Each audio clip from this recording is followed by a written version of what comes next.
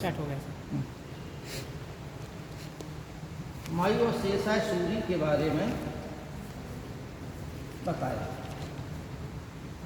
कल बाबर तक का हमने पढ़ा दिया था कि बाबर को जो है 4 पुत्र थे। कौन कौन? हुमायूं, कामरान, अस्करी और हिंदाल। ठीक, तो हुमायूं तो ये हो गया। कामरान,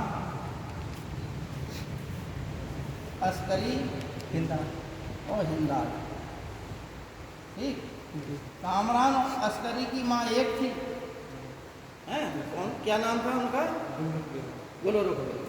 ठीक, हिंदाल की माँ का नाम दिलदार बेगम, दिलदार अगाची नाम था पूरा। ठीक, और हुमायूं की माँ का नाम हाँ? माहम बेगम। माहम बेगम था। ठीक है।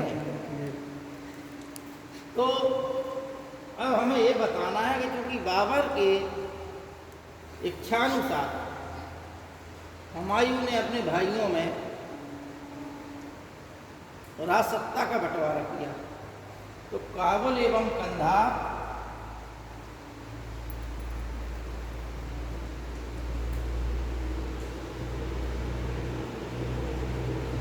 कामरान को मिल गया बंटवारे में, अस्करी को संभल मिल गया और हिंदाल को अलवर मिल गया।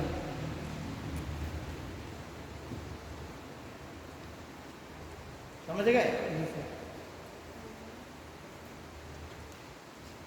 काबुल एवं कंधार किसको मिल गया? कामरान को। कामरान। ठीक, अस्करी क्या मिल गया? संभल। संभल।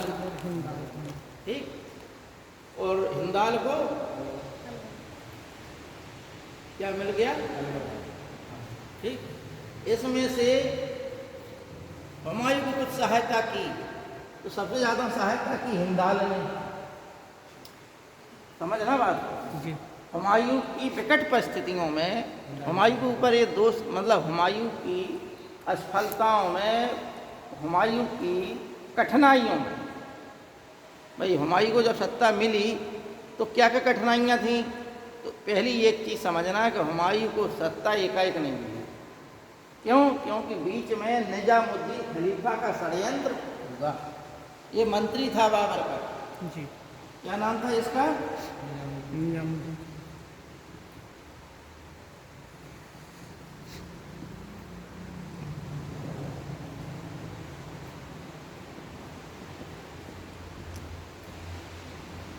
निजामुद्दीन खलीफा का षड्यंत्र। ये परीक्षा में आता है।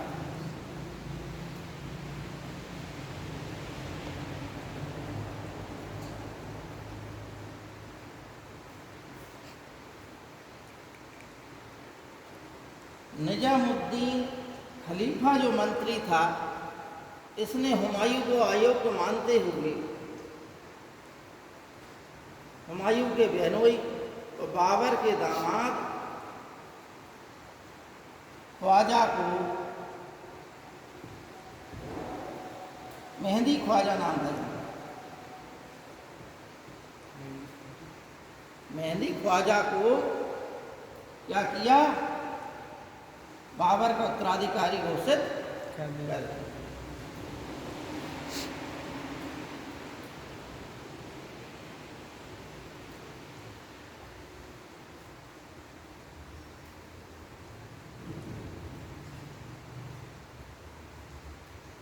सर इनको सर जैसे इन तीनों को अलवर, संभल, काबुल और कंधार मिला, तो हुमायूं को कौन सा?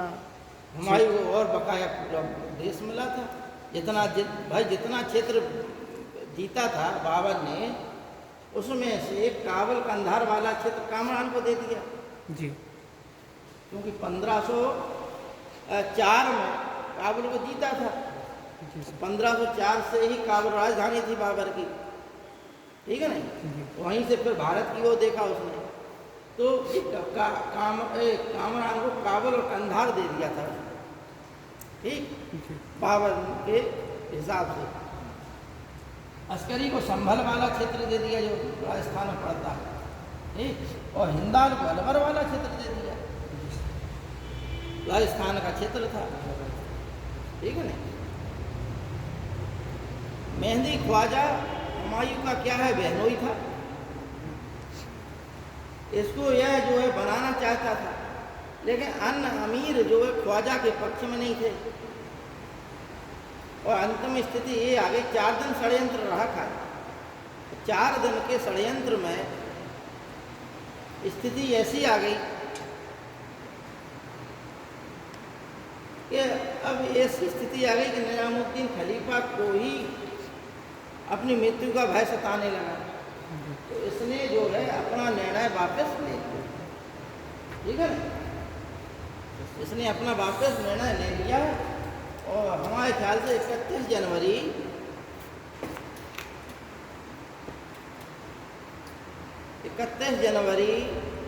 1530 को हुमायूं का राज्याभिषेक आगरा में होगा, ठीक। इतनी बात समझ में आ गई है नहीं। अब देखिए, हुमायूं गद्दी पर बैठा तो पहली मुसीबत तो ये थी, ठीक है ना। हुमायूं का मतलब क्या होता है, हुमायूं का मतलब होता है भाग्यशाली। क्या होता है, भाग्यशाली।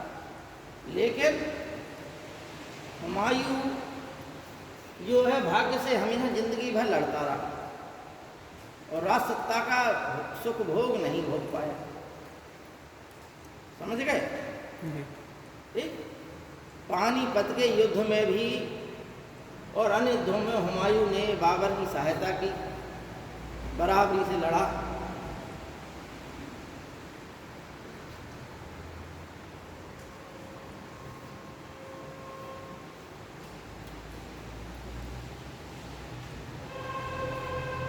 अब हुमायूं के समक्ष समस्याएं क्या थी कि ना तो राजकोष भरा हुआ था, समझना बात को, क्योंकि बाबर का जो 4 साल का जीवन काल था वो युद्धों में व्यतीत हुआ, तो ना तो वह राज्य को व्यवस्थित कर पाया, ना किसी प्रकार की कोई प्रशासनिक व्यवस्था स्थापित कर पाया, ठीक है ना।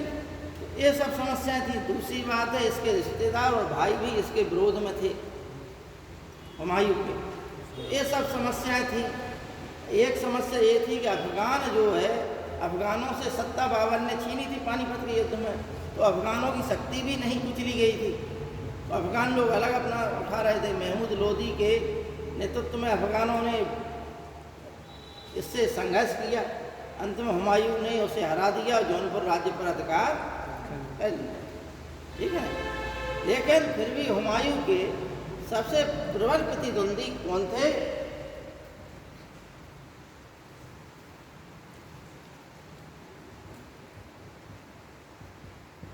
गुजरात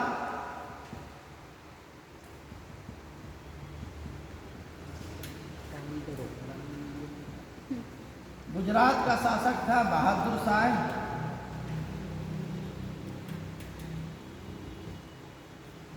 बंगाल एवं बिहार का शासक था शेर खान,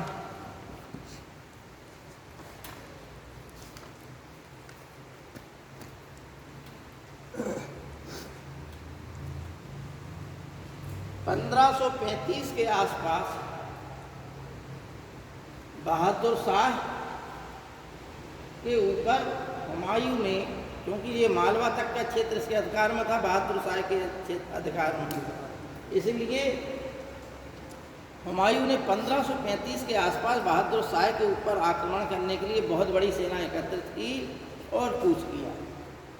उस समय बहादुर शाह चित्तौड़ पर आक्रमण कर रहा था, तो चित्तौड़ पर आक्रमण इसलिए किया क्योंकि चित्तौड़ पर कोई उस समय प्रबल शासक था नहीं। राणा सांगा की मृत्यु हो गई थी और अल्पवयस्क शासक था जिसका नाम था विक्रमाजीत, और उसकी माँ कर्णावती उसके संरक्षक के रूप में काम कर रही थी। ऐसी स्थिति में राज्य को दुर्बल देखते हुए बहादुर शाह ने चित्तौड़ पर आक्रमण किया। चित्तौड़ का मतलब मेवाड़ा राज्य, ठीक है ना। मेवाड़ा राज्य की राजधानी कहाँ थी? चित्तौड़, ठीक है ना।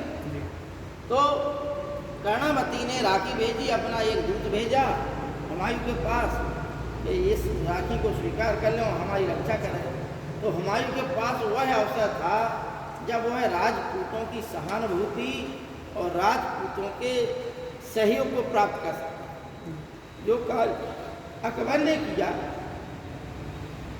वह अवसर सबसे पहले हुमायूं को मिला, लेकिन बहादुर शाह ने भी अपना एक दूत भेजकर एक कहलवा दिया हुमायूं को कि यह जो है हम हिंदू राज्य पर आक्रमण कर रहे हैं और एक मुसलमान को दूसरे मुसलमान के खिलाफ नहीं लड़ना चाहिए, विशेषकर तब जब हिंदू राज्य पर आक्रमण हो रहा हो, तुम्हें विधर्मी की रक्षा नहीं करना चाहिए, ठीक है नहीं।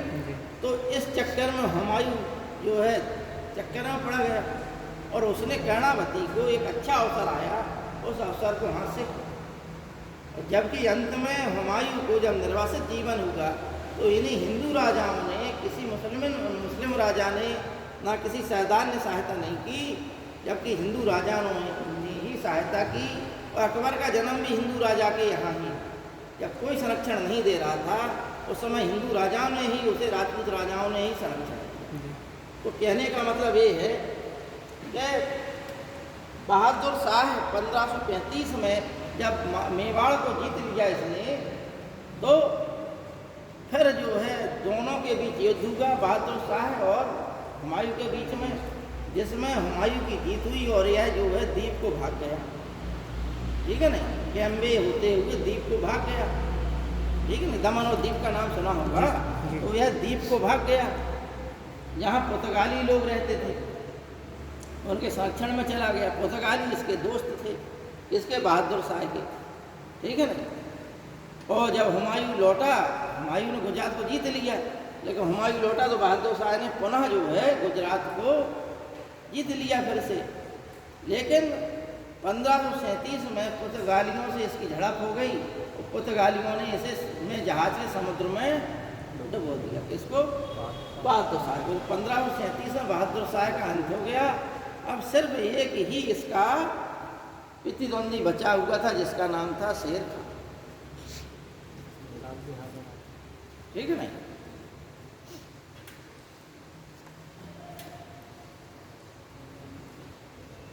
शेर खां, ये तीन चीजें याद रखिए।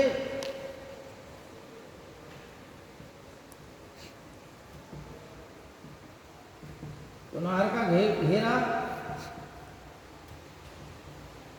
चौसा का युद्ध और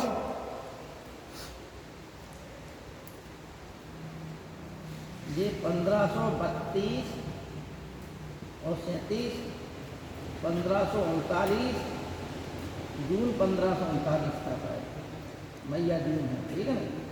कन्नौज,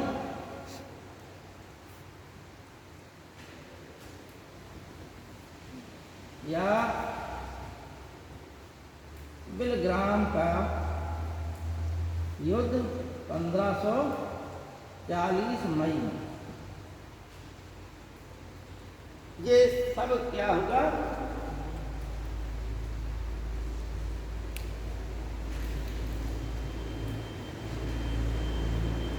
शेर खां और हुमायूं के बीच ये जो है युद्ध के कारण है।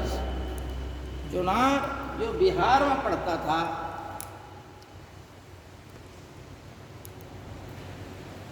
का 1532 में हुमायूं ने घेरा डाला। तो कुछ माह घेरे के पश्चात उस शेर खां ने आत्मसमर्पण कर दिया। तो हुमायूं ने बिना उसे शक्ति को नष्ट किए शेर शाह से समझौता कर लिया, संधि कर ली, ठीक है नहीं। और शेर शाह ने इन चीज़ों का अवसर लाभ उठाया। 1535 में मतलब चुनार का घेरा होने के पश्चात इस बीच में हुमायूं जो है अपने राजकाज में मग्न हो गया और इस बीच शेर शाह अपनी स्थिति को मजबूत करता रहा, अपनी सैन्य शक्ति को बढ़ाता रहा, अपने खजाने को बढ़ाता रहा। उसने इसी बीच में बंगाल अंगल सब जीत लिया, ठीक है नहीं। अब इसी बीच में एक बहुत बड़ी इमारत का निर्माण किया। किसने? हुमायूं ने 1535 में।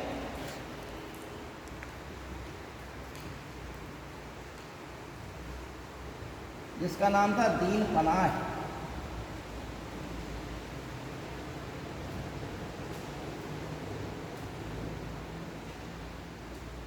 दीन पनाह नामक इमारत का या किले का कह लो निर्माण करा।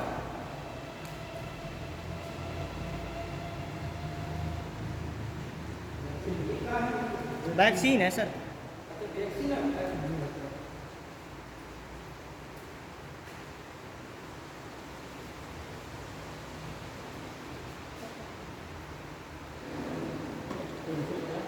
आशीष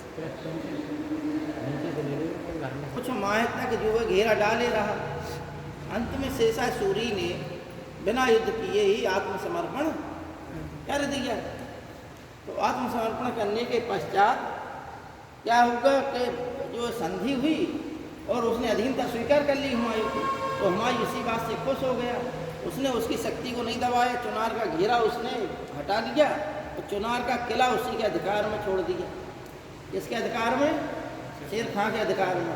और शेर खां ने जो है एक सैन्य टुकड़ी अपने पुत्र कुतुब खां के नेतृत्व में हुमायूं की सेवा में भेज दी। इससे हुमायूं बड़ा खुश हो गया, इतने से ही भाग आया हो। अंत में यही शेर खां उसके लिए सरदार बना। क्यों? क्योंकि चौसा के युद्ध में जब इसने बंगाल को जीत लिया, तो बंगाल को जब शेर खां की शक्ति बढ़ गई, इसने जब तक जो है कि अन्य किलों को जीत लिया, अपनी शक्ति बढ़ा ली, अनेक खजाने कर लिए, तो 1537 में चुनार का घेरा डाला। ठीक है नहीं? चुनार का घेरा डाला, लेकिन स्थिति कुछ भी परिणामजनक नहीं रही हुमायूं के अनुकूल। क्योंकि तब तक जो है चुनार से रोहतासगढ़ में उसके वो क्या नाम था, कोई और किला था, ठीक है नहीं, वहाँ पर इसने जो है अपना ट्रांसफ़र करा लिया था खजाने को। तो एक खजाना जाना कुछ हाथ में नहीं लगा हुमायूं के। अतः अब जो है आमने सामने की लड़ाई लड़ना शेर खां ने उचित समझा। तो चौसा के युद्ध में जो गंगा नदी के किनारे था, जहाँ पर गंगा के निचले किनारे तरफ को हुमायूं की सेना थी, ऊंचाई तरफ को शेर शाह की सेना थी। इसी बीच जो है नदी में बाढ़ आ गई और हुमायूं के जो टेंट लगे हुए थे, तंबू अम्बू, वो उखड़ने लगे। इसी बीच एकाएक हमला कर दिया शेषा सूरी ने। अब सैनिक जो है लड़ने के लिए तैयारी नहीं थे ऐसी स्थिति में, तो सेना भगदड़ मच गई। बहुत सी जो है सैनिक क्षति हुई, तोपें ओपें शेर खां के हाथ लग गई और परिणाम ये हुआ कि हुमायूं को अपनी जान बचाने के लिए स्वयं घोड़ा से गंगा नदी में कूद गया। ठीक?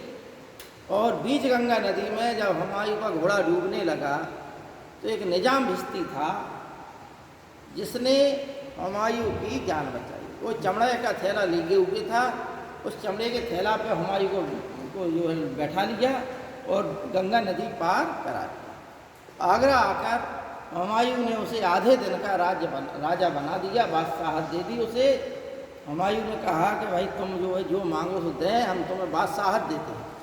आधे दिन की बादशाहत दी। उसने अपना नाम इतिहास में दर्ज करने के लिए चमड़े के सिक्के चलवा दिए। उसका मूल्य उस समय वही था जो उस समय पैसे का मूल्य था, यानी उस समय जो मुद्रा का मूल्य था, उसी मुद्रा के मूल्य के बराबर चमड़े के सिक्के का मूल्य था। जिस प्रकार मोहम्मद बिन तुगलक की सांकेतिक मुद्रा चली, इसी प्रकार से इसने अपने आप को इतिहास में अमर करने के लिए कोई और विचार नहीं सूझा, तो उसने यही कह दिया। ठीक है नहीं? तो भारतीय इतिहास और विश्व इतिहास में कोई भी ऐसा शासक नहीं होगा जिसने चमड़े के सिक्के चलाए हों सिवाय निजामुद्दीन भिश्ती। ठीक है नहीं? निजाम नाम भिश्ती ने गंगा नदी में डूबने से हुमायूं की जान बचाई। अतः हुमायूं ने उसे आधा दिन का राज्य दे दिया। समझ में आ गई बात? हालांकि ये भी एक बात दोष लगाया जाता है कि आप इनाम पुरस्कार कुछ भी दे दें, लेकिन राज सत्ता में जो है अधिकारी ना बना किसी, है ना? अब देखिए, क्योंकि अब तक जो है 1539 में शेर खां जो है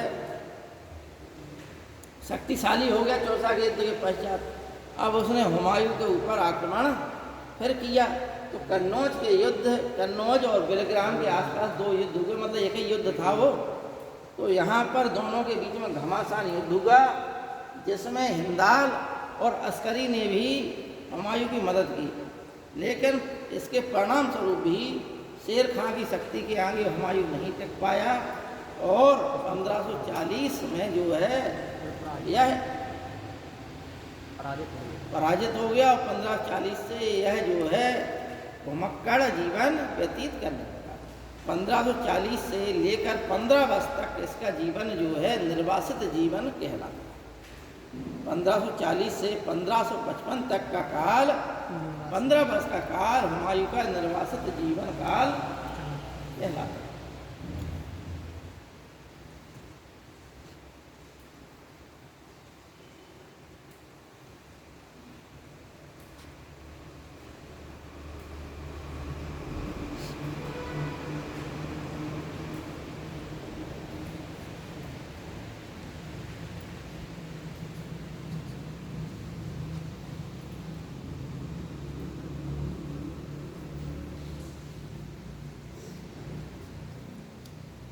अब तमाम ऐसी चीज़ें हैं कि भाई हुमायूं जो है इसी बीच 1541 में हुमायूं ने अपने छोटे भाई हिंदाल के गुरु जो थे, आध्यात्मिक गुरु मीर अकबर अली जामी जो संत थे, गुरु थे, उनकी पुत्री हमीदा बानो से ब्याह कर। उस समय बादशाहत के नाम पे कुछ नहीं था हुमायूं की तरफ, ठीक है ना। और हमीदा बेगम की लंबाई कम थी, हुमायूं लंबा ऊंचा था। तो हमीदा बेगम ने एक दृष्टि में तो मना ही कह दिया कि हम भाई शादी नहीं करेंगे। लेकिन फिर हुमायूं की माँ ने उसे हमीदा को समझाया, देखो तुम जो है बादशाह से शादी कर रही हो, ये हर किसी के नसीब में नहीं होता है।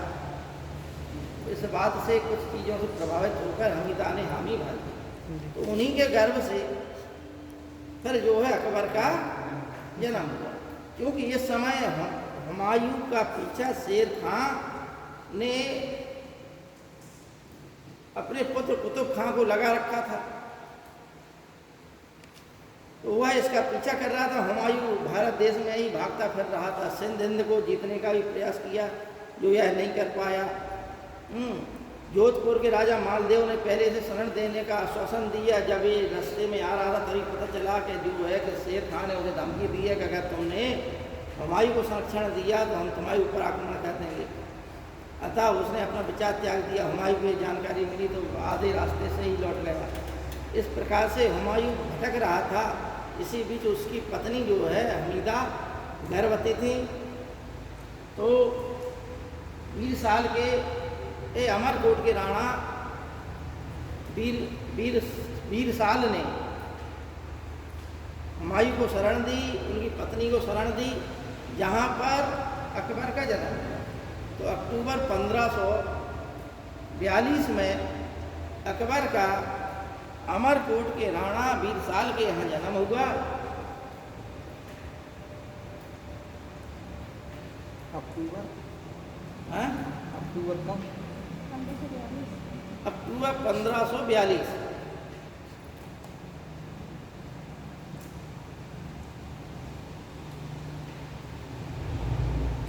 हमीदा बेगम किसकी पुत्री थी?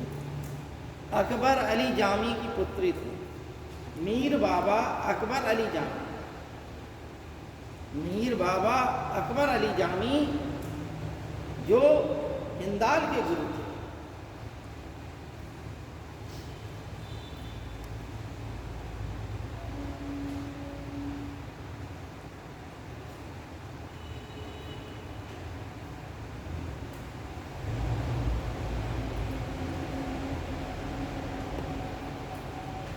अब देखिए हुमायूं इसके पश्चात ईरान चला गया,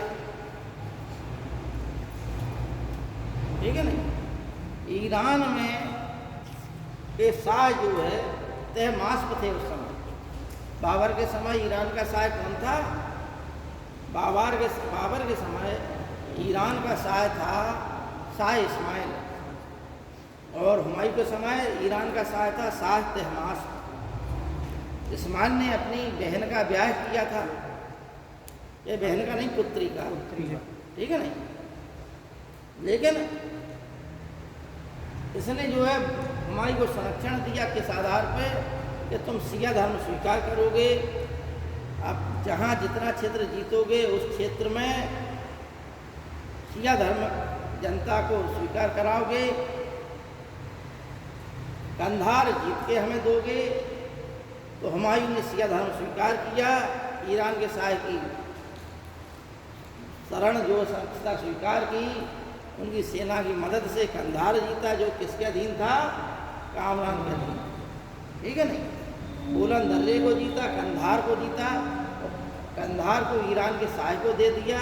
लेकिन पता चला कि ईरान के शाह की मृत्यु हो गई, उनका पुत्र बन गया उत्तराधिकारी जो कमज़ोर था।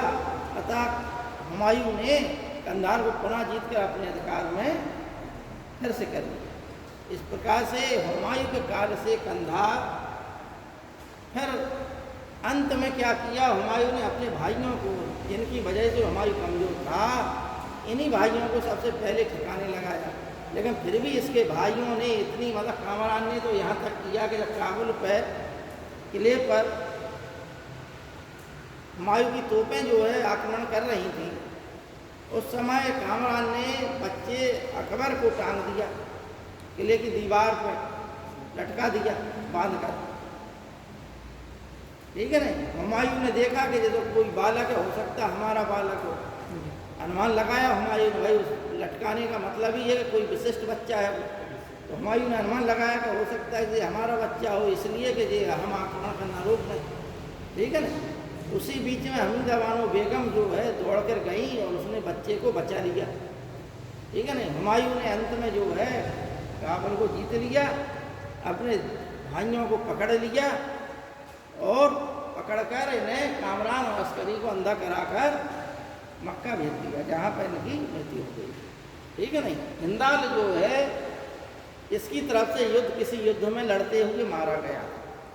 इस प्रकार से हुमायूं को अपने भाइयों से छुटकारा मिल गया, ठीक। हमने कहा कि हुमायूं के भाइयों में अगर कुछ अच्छे शब्द कहे जा सकते हैं तो हिंदाल के बारे में, ठीक है नहीं। हिंदाल ने ही जो है कि बीच में अस्करी ने भी अकबर को संरक्षण दिया था, हैं। इसी बीच महामनगा और जीजी अनगा, ये इनके संरक्षण में हुमायूं अपने पुत्र को अकबर को छोड़कर चला गया था ईरान के शाह के संरक्षण में।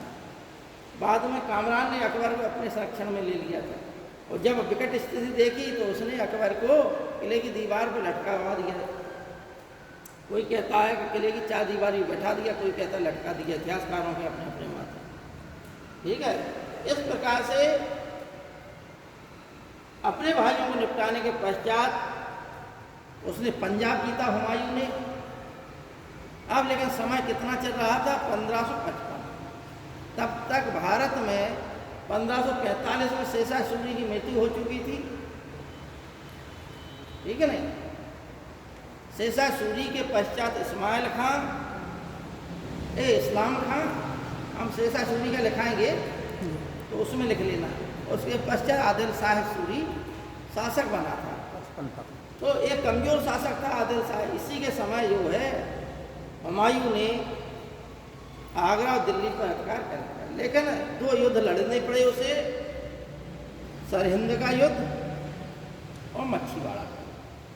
1555 में दोनों युद्धों को जीतने के पश्चात, सरहिंद का युद्ध और मच्छीवाड़ा का युद्ध जीतने के पश्चात, हुमायूं के हाथ में दिल्ली और आगरा आ गए, ठीक है नहीं। तो जो वहाँ के किलेदार थे उनसे झड़प हुई और हुमायूं ने आसानी से दिल्ली आगरा को कब्जे में कर लिया। लेकिन जुलाई 1555 की ये बात है, हुमायूं मात्र 6 महीने जो है राज सत्ता का भोग कर पाया। जनवरी माह में हुमायूं जब दीन पनाह नामक इमारत की सीढ़ियाँ चढ़ रहा था, जिसमें एक पुस्तकालय था, जिस पुस्तकालय का नाम था शेरगढ़, ये आता है परीक्षा में, तो उस शेरगढ़ की पुस्तकालय के लिए जा रहा था, तो वहीं से सीढ़ियों से पैर फिसलने के कारण जो है 4 दिन तक हुमायूं जीवन मौत के बीच लड़ता रहा, लेकिन जो है 4 दिन के पश्चात उसके जीवन का अंत हो गया। इसलिए 14 फरवरी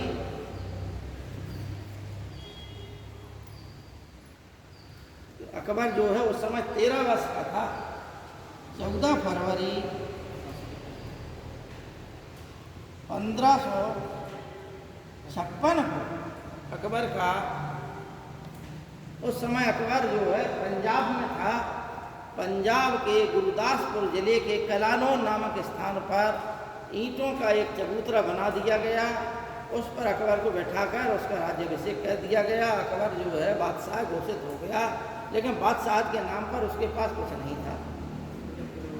ठीक है ना, देखिए आप देखिए अकबर का इतिहास देखिए, अकबर के पास इस समय कुछ नहीं था। 14 फरवरी 1556 में पंजाब में था, और दिल्ली और आगरा में किसने अधिकार कर लिया था? हेमू ने। हुमायूं की मृत्यु के पश्चात जो किलेदार थे, उन किलेदारों को हराकर हेमू ने अधिकार कर लिया। ठीक है ना, तो अकबर के पास इस समय कुछ नहीं था। ऐसी स्थिति में जब अकबर की कहानी आएगी तो अकबर पढ़ा। अब यहीं पर समाप्त कर रहे हैं अकबर वाली कहानी। अब हुमायूं की मृत्यु हो गई। हुमायूं को ये कहा जाता है कि हुमायूं अफीमची था। ठीक है ना, क्या था? अफीमची था। हुमायूं आलसी था, पढ़ा लिखा आलसी था, क्योंकि हर जगह वह जो है किताबों को ले जाता था, अफीम साथ में चलती थी, खा लेता, सोता था, आराम से खाया पिया सो गया। ठीक, इसे जो है नक्षत्र विद्या में बड़ा शौक था, ज्योतिष में शौक था। ज्योतिष के हिसाब से 7 दिन के हिसाब से 7 दिन अलग अलग रंग के कपड़े पहनता था। ठीक है ना, लेकिन क्या यह बात सही है? विश्व इतिहास में एकमात्र ऐसा शासक जिसने अपने जीवन काल में अपना राज्य खो दिया और पुनः अपने राज्य को प्राप्त किया, एकमात्र शासक हमारा। तो हम ऐसी स्थिति में ये कैसे स्वीकार कर लें, जिन इतिहासकारों ने यह आरोप लगाया कि हुमायूं आलसी था। आलसी होता तो संघर्ष ही नहीं करता वो। तर्क संगत बात है कि जो व्यक्ति अपना संपूर्ण राज्य खो दे और पुनः वह उस राज्य को, अगर उसमें वास्तव में जागरूकता नहीं होती, अगर उसमें स्फूर्ति नहीं होती, राज्य के प्रति लालसा नहीं होती, आलसी ही होता या अफीमची ही होता टोटली। और कौन सा ऐसा बादशाह है जो नशा मुक्त था? नशा सभी करते थे, है नहीं? अकबर भी पोस्ता का नशा करता था, बाबर भी शराब का आदी था, लेकिन क्या बाबर के शराब की आदत ने उसे कहीं भी एक विजेता के रूप में अघोषित किया है? वह जो है एक विजेता के रूप में ही सिद्ध हुआ। ठीक है ना, जबकि बाबर भी एक पियक्कड़ टाइप का था, लेकिन उसके लिए कभी भी ये शब्द नहीं आया है कि वह टोटली ही पियक्कड़ था। देखो, ये शब्द उसके लिए आते हैं जो सिर्फ उसी के लिए जीते हैं, उसी के लिए मरते हैं। लेकिन ये शासक ऐसे थे कि इनका साइड में था काम, जो नशा पत्ती का काम था शाम के समय किया जाता था। दिन में ऐसा नहीं है कि भरे दरबार में पी के आ गए। ठीक है नहीं, और जो दिन में अगर मान लो इन नशों का शौकीन है, वो कभी भी सत्ता का उपभोग नहीं कर सकता। जैसे जहांगीर जो है दिन में भी पी लेता था, तो जहांगीर ने पूरी राजसत्ता इसे सौंप दी थी नूरजहां। नूरजहां ने शासन चलाया। जहांगीर तो अपनी आत्मकथा लिखने में, शराब पीने में और मांस खाने में मग्न रहा। ठीक है ना, प्रारंभ में उसने रुचि दिखाई, लेकिन अंत में पूरी शासन सत्ता उसने नूरजहाँ को, ठीक है नहीं। अब तो हुमायूं के बारे में आपने क्या सीखा? हुमायूं के बारे में आपने सीखा कि हुमायूं ज्योतिष में विश्वास रखता था, ज्योतिष के हिसाब से वह कपड़े बदलता था, कपड़े पहनता था, प्रत्येक दिन के हिसाब से प्रत्येक अलग अलग कलर के कपड़े पहनता था। हुमायूं अभिरुचि था, हुमायूं पुस्तक प्रेमी था, जहाँ युद्ध स्थल में जाता था वहाँ पर पुस्तकालय लेकर चलता था। अब हुमायूं ने ही मीना बाजार लगाया। मीना बाजार की प्रथा किस मुगल बादशाह ने प्रारंभ की? हुमायूं। हेलो,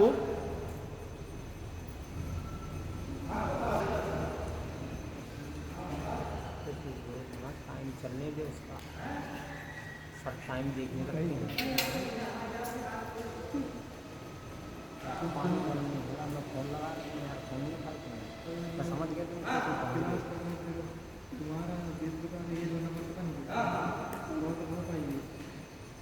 मैं समझ गया कि तुम पहुँच गए, मैंने दौड़ लगाई थी।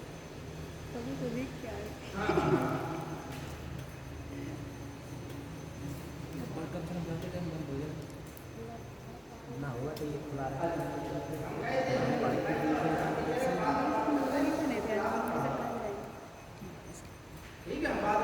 नितिन फ़ोन लगा रहा यार, मैंने भोजन भर रहा हूँ, मेरे को बनाओ खाओ। सोच रहे हैं कई लोग क्या करना है बारिश में जाकर के, तो वैसे भी वो तो भाई देखो, मीना बाजार का प्रचलन किसने किया? हुमायूं। हुमायूं। मीना बाजार वाला भी प्रश्न आता है। अब आइए शेर खां, ठीक,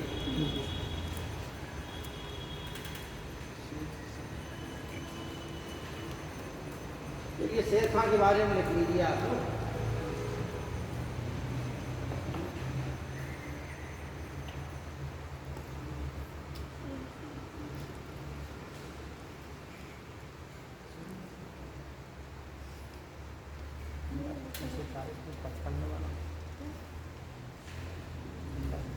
देखिए, मच्छीवाड़ा का युद्ध हुमायूं के में लिख लीजिए। मच्छीवाड़ा का युद्ध 15 मई 1555 में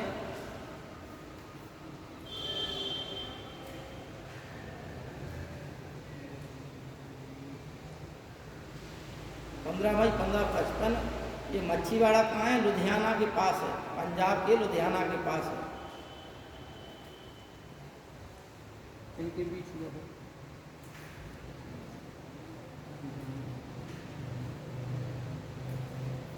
किनके बीच में है? ये जो है लोधी शासक थे, मतलब सरदार थे, तातार खां और हैबत खां। तातार खां और हैबत खां।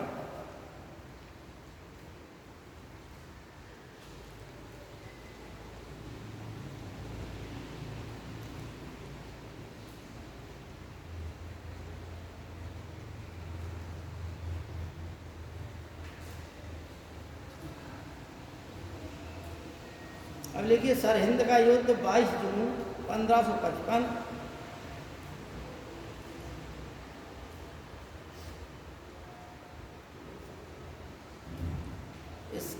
इसका जो है नेतृत्व कौन कौन कर रहा था?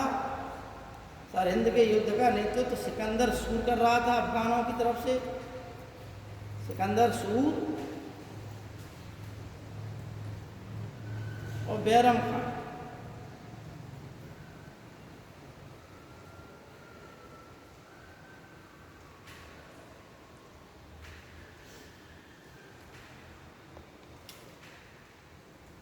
ठीक है। 20 जनवरी 1556 को हुमायूं दीन पनाह नामक इमारत से की सीढ़ियों से फिसल कर गिर गया था। 20 जनवरी 1556 और 24 जनवरी 1556 को उसकी मृत्यु हो गई थी। 20 जनवरी को गिरा और 26 जनवरी को मृत्यु हो गई।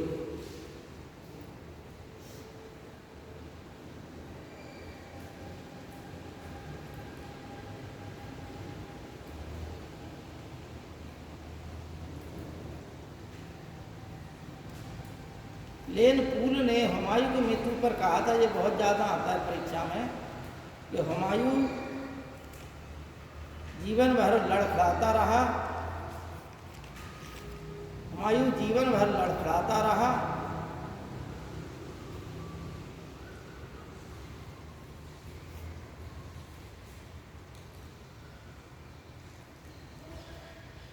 और लड़खड़ाते हुए ही उसकी मृत्यु हो गई।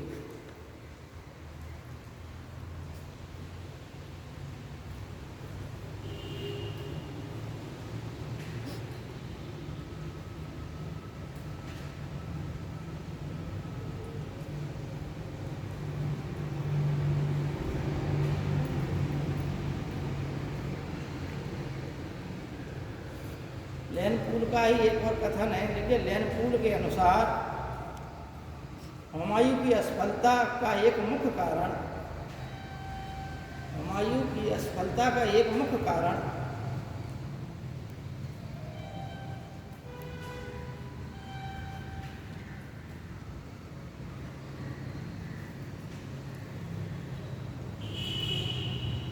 उसकी सुंदर परंतु विवेक रहित दयालुता थी, उसकी सुंदर परंतु विवेक रहित दयालुता थी।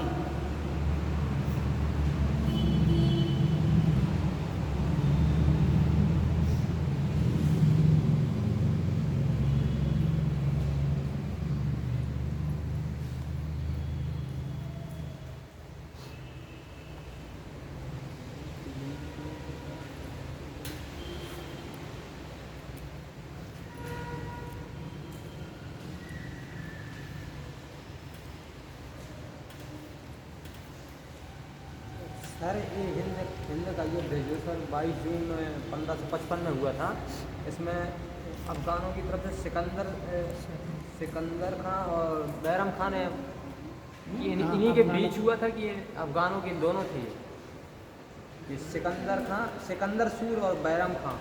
अरे वो अफगानों की तरफ से था जी, बैरम खां अकबर की तरफ से था।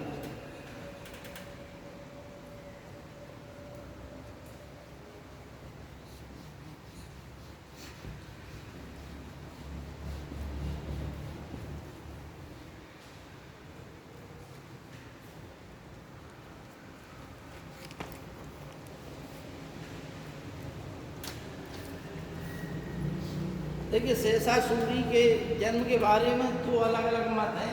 एक मत के अनुसार है उसका जन्म 1472 में होगा, एक के अनुसार 1482 है का।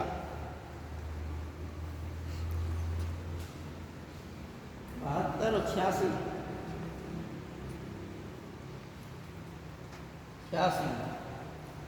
दो अलग अलग मत हैं। हरियाणा के हिसार जिले में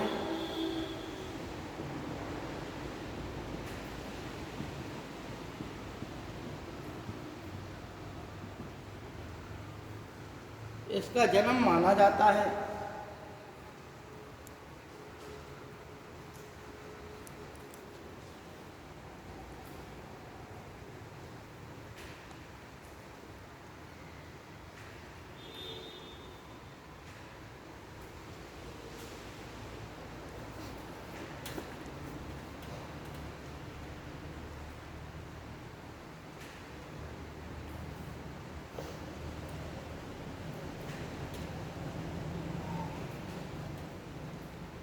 जब बहलोल लोधी गद्दी पर बैठा, लोधी वंश की स्थापना की, तो इसने अफगानों को अफगानिस्तान से आमंत्रित किया अफगानों को। उसमें इसका शेषा सूरी का जो पिता था हसन खां, वह अपने पिता इब्राहिम था, क्या नाम इस्माइल था, इब्राहिम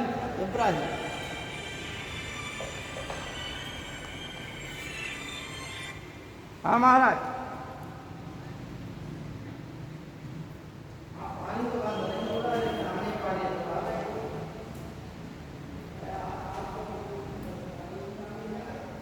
बारिश होकर पूरा बादल साफ होने लगे, बारिश हो रही है।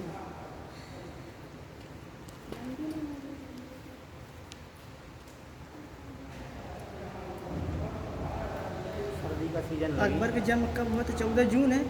मई देखो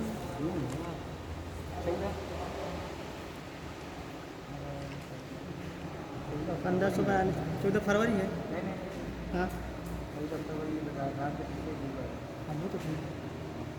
1542 में दे रहा हूँ। 1542 तो मई जून इस तारीख। देखिए इब्राहिम खां के साथ इब्राहिम खां दादा हुआ, तो इब्राहिम यानी हसन खां अपने पिता इब्राहिम खां के साथ आ गया। और कहाँ पर आ गया? हरियाणा में, हरियाणा के हिसार जिले में। ठीक। और यहाँ का जो जागीरदार था उसके यहाँ इन्होंने नौकरी कर ली। ठीक है ना। यहाँ से नौकरी करने के पश्चात धीमे धीमे घटनाक्रम बढ़ता चला गया और इसकी 4 पत्नियां थी हसन खां की। ठीक है ना। अंत में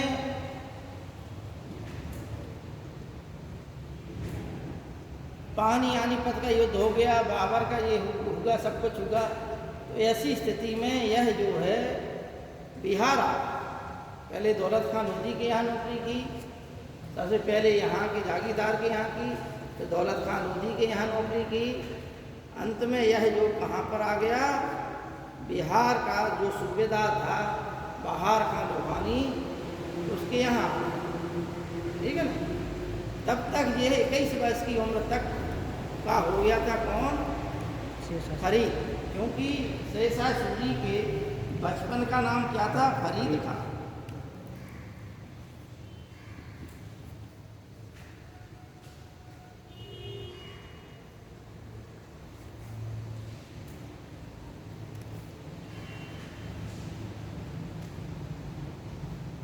तो बिहार का जो दक्षिणी बिहार का जो सूबेदार था बहार खान लोहानी, उसके यहाँ नौकरी कर ली इसने। ठीक है नहीं। और यह जो है हसन खां,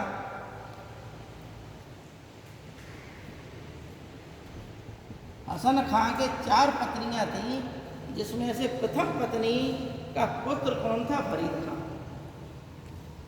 ठीक। और यह जो है अपनी सबसे छोटी पत्नी से अधिक प्रेम रखता था। अतः फरीद खां और उसकी माँ उपेक्षित व्यवहार किया गया। लेकिन जब फरीद खां बड़ा 21 साल का हो गया तो उसने बहार खां से कहा कि हमें जो है कुछ दिया जाए। तो फरीद खां की प्रतिभा से प्रसन्न होकर बहार खां ने कहा कि इसे जो है अपने लड़के को सासाराम की जागीर दे दो। सासाराम बिहार। ठीक है नहीं। अतः इसने सासाराम की जागीर हसन खां ने अपने पुत्र फरीद खां को दे दी। यहाँ पर सासाराम की जागीर का इसने 21 वर्ष तक प्रबंधन किया। तो किसानों के साथ सीधा संबंध रखने के कारण, कृषि की समस्याओं को समझने के कारण यह जो है भारतीय इतिहास का ऐसा शासक हुआ जिसने किसानों की समस्याओं को समझा और उसके निराकरण के लिए एक शासक के रूप में कार्य किया। आगे चल। ठीक है ना। क्योंकि इसने वो समझा, अच्छा प्रबंध किया, और जब शासक हुआ तो उन्हीं चीज़ों को, जैसे मोदी जी ने गुजरात में जो किया, उन्हीं कुछ चीज़ों को उन्होंने पूरे भारत में लागू कर दिया। ठीक है ना। तो व्यक्ति की जो क्षमता होती है वो पहले छोटे लेवल पे दिखाता है और ऊपर वाले की इच्छा हो जाए तो सही हो जाती है। लेकिन पानीपत के युद्ध में सब स्थितियाँ बदल गई। बहार खां ने भी बाबर की स्वीकार कर ली अधीनता। ठीक है नहीं। सब लोग, सब अफगानों ने पानीपत के युद्ध के पश्चात बाबर की अधीनता स्वीकार कर ली। कुछ लोग स्वतंत्र रहे, लेकिन इस बीच जो है फरीद से उसके पिता ने जागीर छुड़ा ली। क्योंकि उसकी विमाता इससे ईसा रखती थी, उसके पुत्र भी जो है ईसा रखते थे, जो छोटी माँ थी इसकी। अतः ऐसी स्थिति में ये फरीद जो है भागकर कहाँ चला गया? बाबर की सेना। ठीक। बाबर की सेना में तब तक जो है पानीपत का युद्ध हो गया था, खानवा का युद्ध हो गया था। चंदेरी के युद्ध में जो मेदिनी राय से हुआ था, इस युद्ध में एक सैनिक के रूप में फरीद ने भी भाग लिया। बाबर की सेना की ओर से इसने युद्ध लड़ा। जी। ठीक, कौन से युद्ध में? चंदेरी की युद्ध। चंदेरी।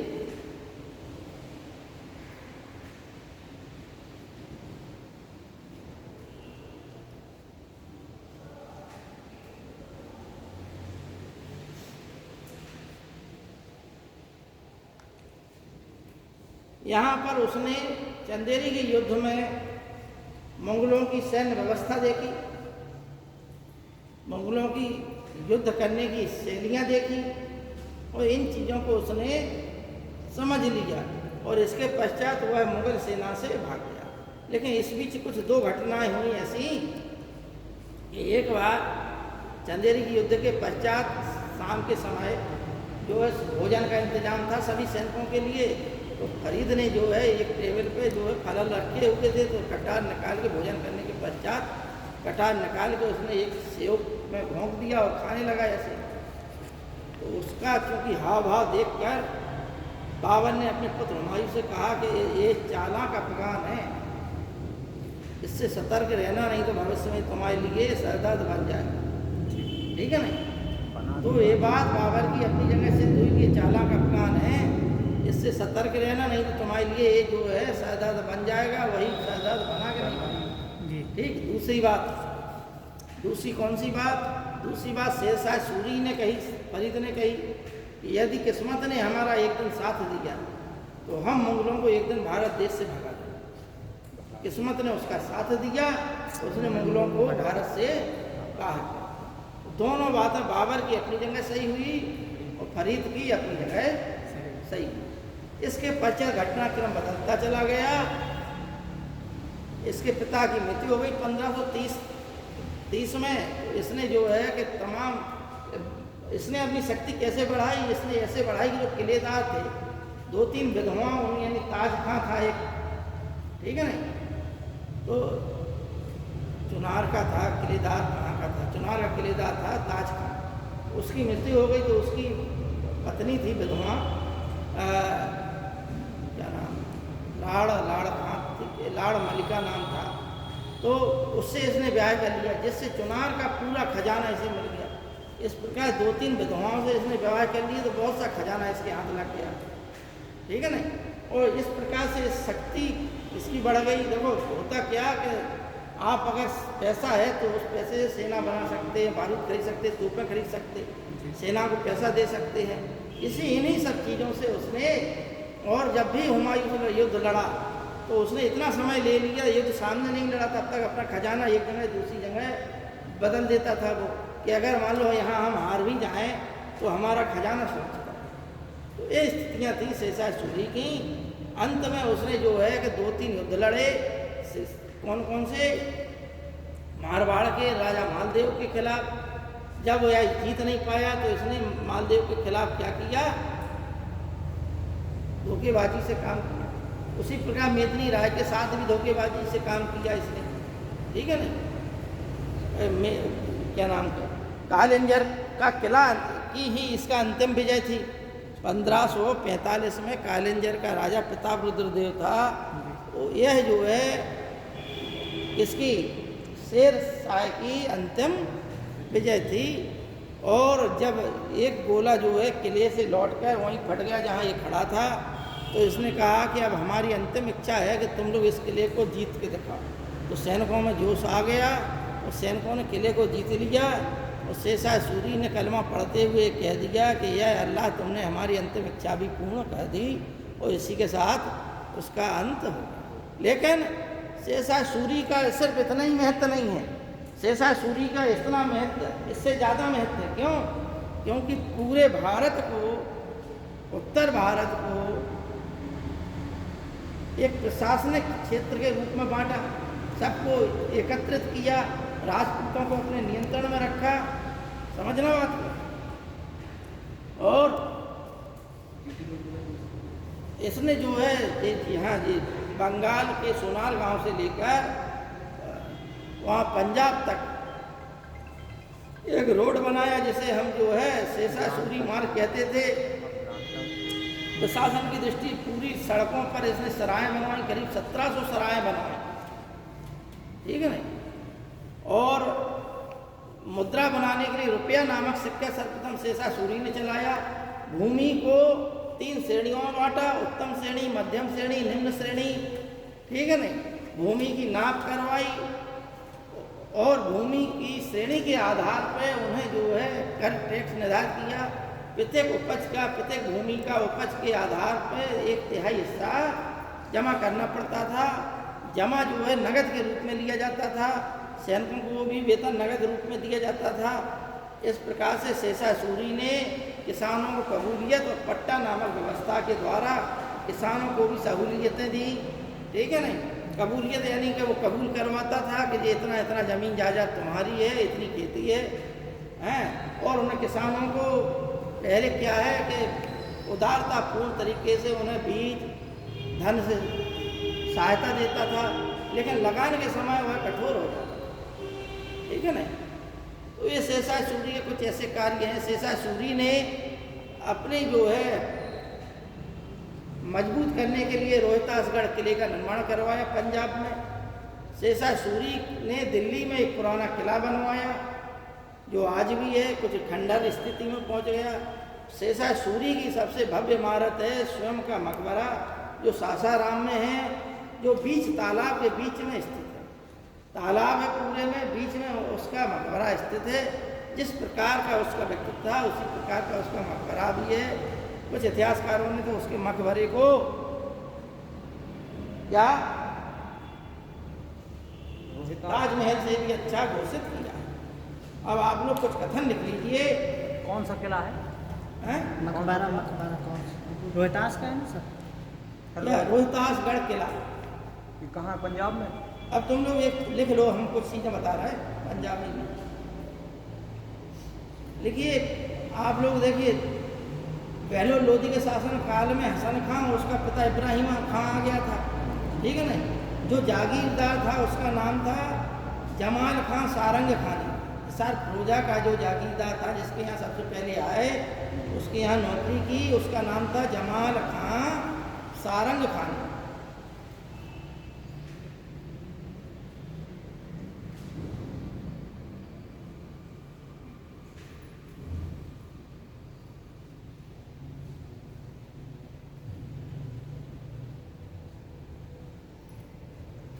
लेकिन सिकंदर लोधी ने जमाल खां को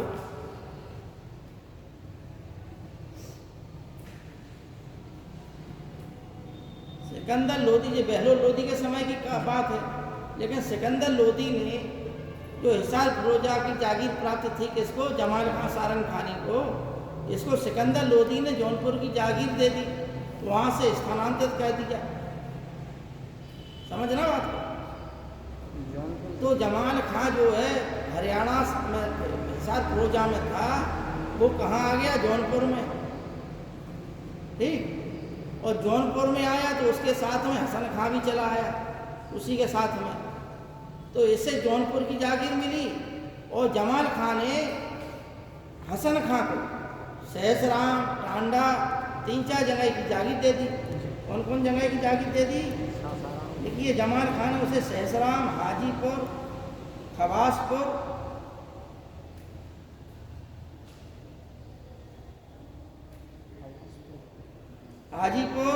सहसराम, हाजीपुर, खवासपुर और टांडा की जागीर दी।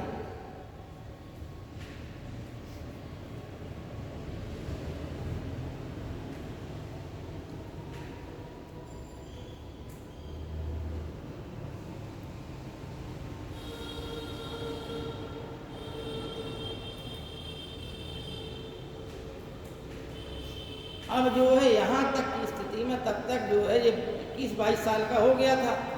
कौन? शेर खां फरीद, ठीक। तो यह जो है जौनपुर गया और जौनपुर में जाकर इसने जमाल खां से अनुरोध किया। तो जमाल खां ने हसन से कहा कि तुम अपनी एक जगह की, चूँकि 4 जागीरें दी थी इसने, तो एक सहसराम की जागीर हसन खां ने जमाल खां के कहने पर फरीद को दे दी।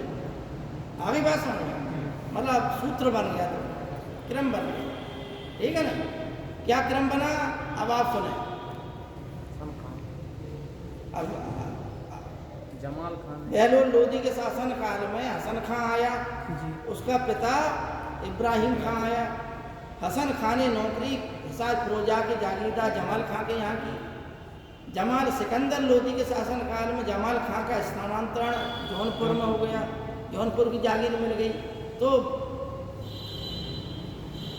जमाल खां के साथ हसन खां भी आ गया उसी के साथ में, ठीक है ना। यहाँ पर उसने इसे 4 जागीरें प्रदान की, छोटी छोटी जागीरें। उनमें से जब जौनपुर में ये आ गया तब तक फरीद की उम्र 21-22 साल की हो गई। तो 21-22 साल की उम्र में इसने जौनपुर जाकर अपने पिता की शिकायत की कि ये हमारे पास पक्षपातपूर्ण व्यवहार करते हैं, ठीक है नहीं। उसकी कुछ व्यवहार कुशलता से प्रसन्न होकर जमाल खां ने हसन खां से कहा कि भाई ये तुम्हारा बड़ा पुत्र है, इसको कम से कम एक जागीर दो, भाई बड़ा हो गया क्या करेगा, ठीक है ना। तो उसने जो है चूँकि वो स्वामी था उसका, उसी ने संरक्षण दिया था, तब उसने सहसराम की जागीर, ठीक है ना। यहाँ पर इसने 21 वर्ष तक शासन किया। अब आगे घटनाक्रम लिखे आप।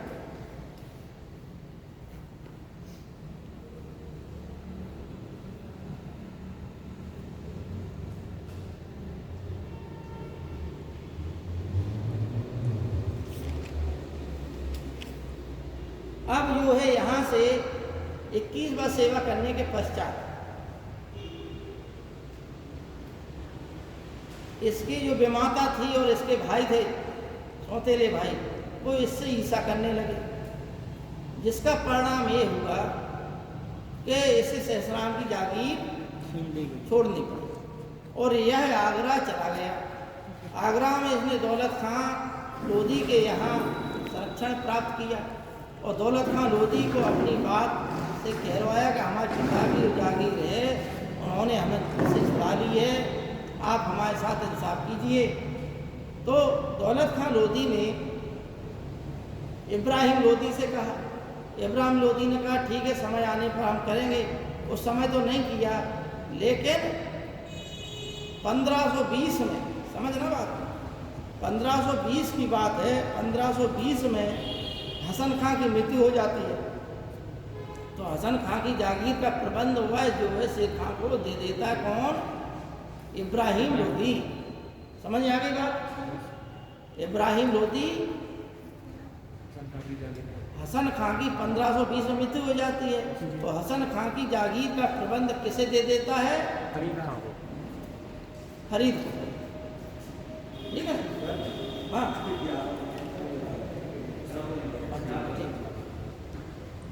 ठीक है बच्चों, कल देखेंगे भाई।